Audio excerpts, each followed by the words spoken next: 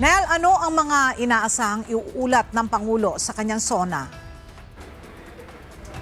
Yes, Ella, kabilang sa mga inaasahang iuulat ni Pangulong Ferdinand Marcos Jr. ang mga nagawa ng kanyang administrasyon sa sektor ng edukasyon, kalusugan, transparency sa public works at food security. Sa isang panayam, sinabi ni Presidential Communications Office Secretary Dave Gomez na maraming accomplishment ang iahayag ng Pangulo sa kanyang SONA mamaya. Noong Biyernes, sinabi ni Pangulong Marcos na kabilang sa magiging laman ng kanyang SONA ang mga nagawa ng kanyang administrasyon sa mga problemang kinaharap ng bansa. Tiwala siya na naging epektibo at alam niyang nakatulong ang solusyon ng gobyerno sa mga naranasang hamon ng Pilipinas. Tumangging magsalita si PBBM noong nakaraang linggo kung isasama muli niya sa kanyang SONA ang issue ng korupsyon.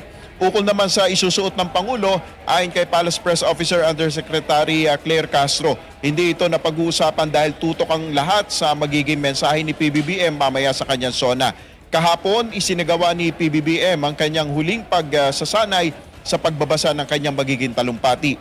Bago mag-alas 4 ng hapon, inaasahan ang pagdating ni Pangulong Marcos dito sa Batasang Pambansa.